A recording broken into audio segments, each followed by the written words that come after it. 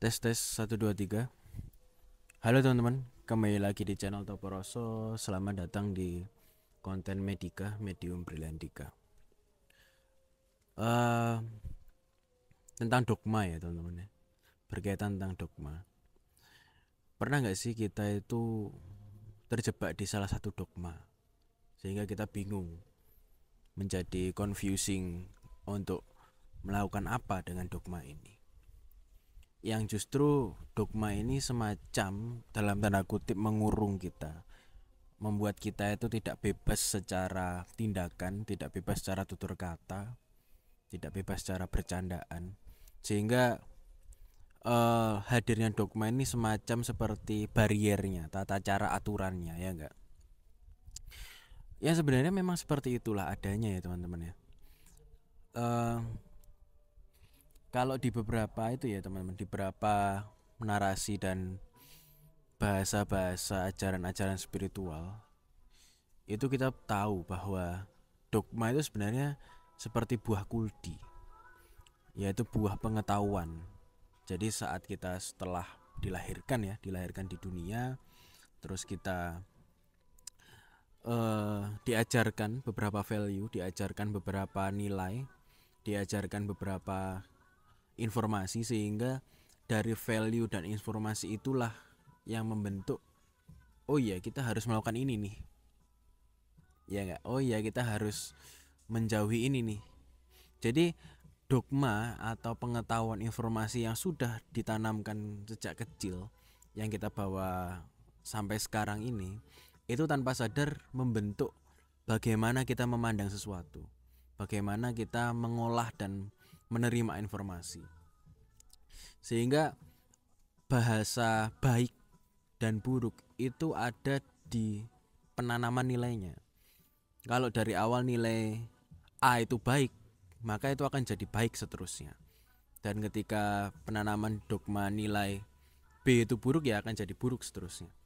Sehingga sebenarnya yang terjadi adalah ketika kita berusaha menjadi baik, itu pada dasar kita berusaha memvalidasi dogma atau informasi yang sudah masuk ke kita sedari lama. Dan itu nggak masalah sebenarnya. Proses itu nggak masalah, proses itu baik-baik saja. Yang jadi permasalahan adalah ketika kita hanyut di salah satunya, ketika kita menyangka bahwa satu dogma tentang A gitu ya, itu A itu benar-benar ya udah A itu nggak bisa diganggu gugat, A itu adalah baik, gini-gini dan seterusnya. Dan dogma ini kan berasal dari leluhur kita ya, terdahulu kita, bagaimana memahami hidup yang abstrak ini, sehingga hidup itu kita sempitkan, kita olah, kita jadikan beberapa materi-materi, beberapa narasi-narasi yang berkaitan dengan hidup, sehingga orang yang mengikuti dogma-dogma itu adalah orang-orang yang bisa mencapai muara dari tujuan hidup itu. Itu katanya seperti itu. Sebenarnya ya teman-teman ya, kalau kita pikir-pikir kembali, bahwa hadirnya dogma itu sebagai kondimen sebenarnya, sebagai bahan makanan yang tambahan, bahan makanan tambahan. Main foodnya itu bukanlah dogma. Main foodnya itu adalah sesuatu yang apa ya, yang lebih esensial daripada itu, sehingga hidup itu tidak bisa didogmakan.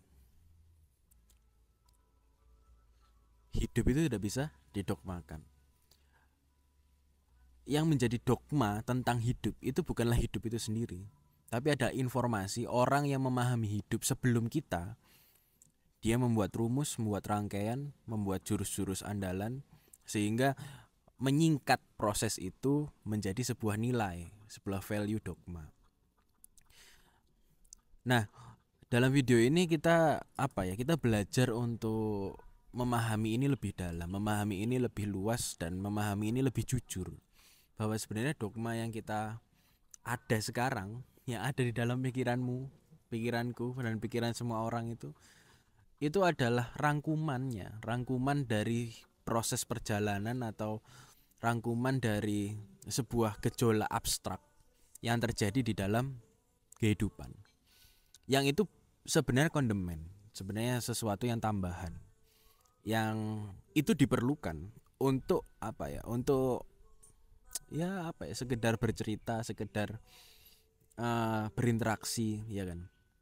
Karena sebenarnya hidup yang kolektif atau bahagia yang kolektif itu ya harus berdasarkan sebuah value, aturan yang ada di dalam komunitas itu, yang ada di dalam sebuah wilayah itu loh. Tapi kan kalau kita memahaminya lebih dalam, memahaminya secara pribadi, individual, ya dogma-dogma itu nyaris tidak ada sebenarnya.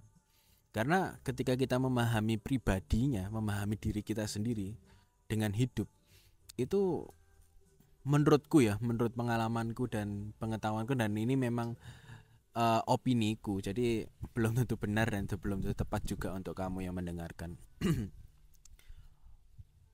Kita tidak memerlukan itu. Kalau secara pribadi, ya tolong digarisbawahi, secara pribadi kita sesungguhnya tidak benar-benar memerlukan itu. Tapi kalau masyarakat, kita hidup di dalam circle atau komunitas tertentu, ya kita harus perlu itu. Sebenarnya itu untuk menjaga, ya teman-teman, menjaga agar di dalam komunitas itu atau di dalam kolektivitas itu tidak ada sosok individual yang itu bebas semaunya sendiri, yang akan menyakiti individual lain. Itu kekhawatiran dari para pencetus dogma, para pemberi dogma. Sehingga ya itu baik, tujuannya kan baik, ya nggak sih teman-teman.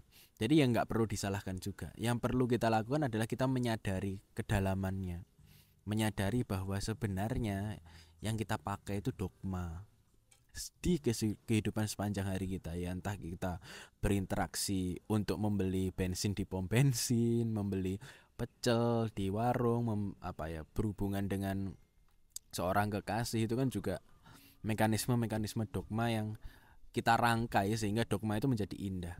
Dan itu baik-baik saja, nggak apa-apa.